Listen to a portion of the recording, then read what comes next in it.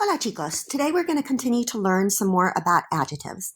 The last lesson that we had on adjectives talked about the use of adjectives with ser and estar. Remember that with ser, they're adjectives of identity and they make you different and unique compared to other people or other things. And with estar, it's a change of condition within yourself where the exterior doesn't matter and it's something that's happened within you that can change depending on what it is. So if you're tired, you can take a nap. If you're sick, you can take medicine and then you recuperate and that condition no longer affects you. Today we're going to be talking about adjectives and where they are positioned in a sentence in regard to the noun. So remember that in English, we almost always put our adjectives in front of the noun. The red book, the tall boy, the difficult class. In Spanish, a majority of our adjectives go after the noun. That's the main difficulty that you guys have, is that if you're thinking in English as you're writing, a lot of times you put the adjectives before the noun instead of after. So if you have to choose, put them after the noun because 99% of the time adjectives in Spanish come after the noun.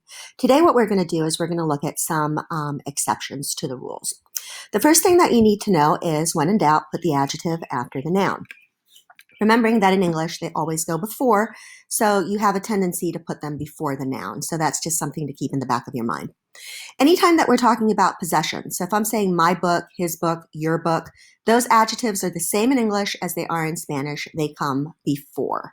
So you would say mi libro, tu libro, su libro. Those are known as possessive adjectives because they tell you who something belongs to. We also have demonstrative adjectives, and demonstrative adjectives tell you where something is positioned. So demonstrative adjective in English would be this, that, those. In English, they go before the noun, and in Spanish, they go before the noun. So you would say this book in Spanish would be este libro. We also have limiting or adjectives of quantity that tell you how much we're dealing with when we're talking about a noun.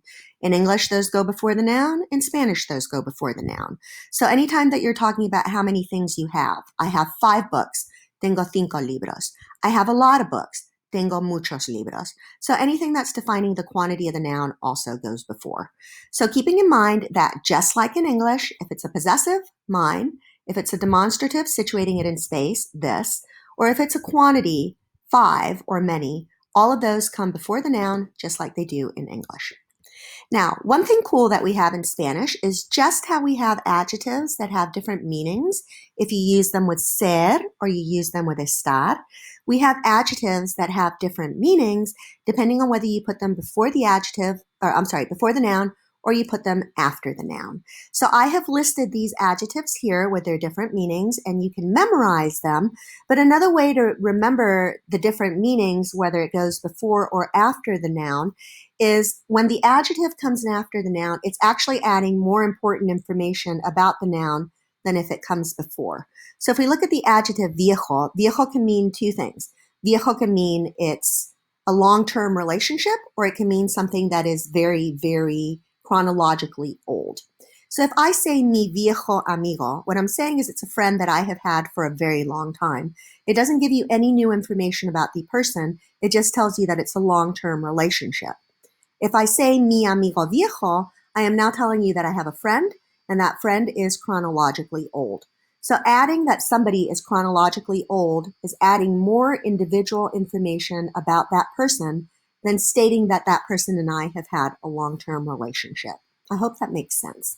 So let's take a look at the adjectives that have different meanings depending on whether they come before or they come after. Here's our possessives, they always come before. Here's our demonstratives, they always come before. Here's our quantity adjectives, they always come before. Now here we have our adjectives with different meaning. We have viejo. When it comes before, it means that it's a long-term relationship. When it comes after, it means that it's age. Nuevo is very similar. When it comes before, it means that it's new to me. It could be a very old car, but it's my new car. It's also tied into the relationship of the car and myself. Whereas if you have nuevo afterwards, it means that it's brand new. That car was just made.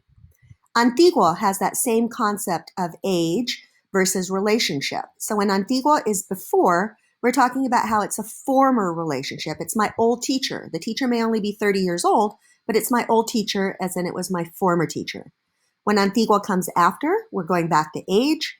It means antique.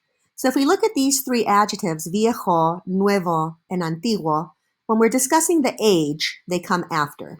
When we're discussing the relationship, they come before.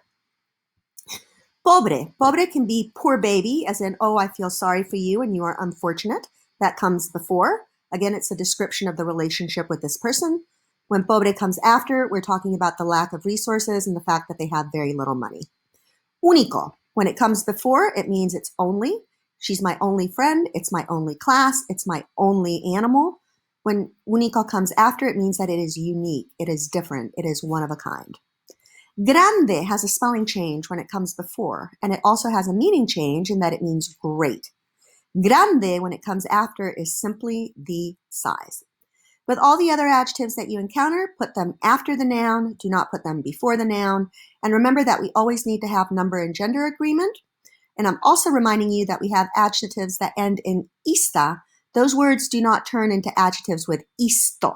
So you would say, él es optimista, ella es optimista. If it becomes plural, you just add an S to it. Nosotros somos optimistas. I hope all of this made sense. Please let me know in the discussion board if you have any questions about all of this. Thank you.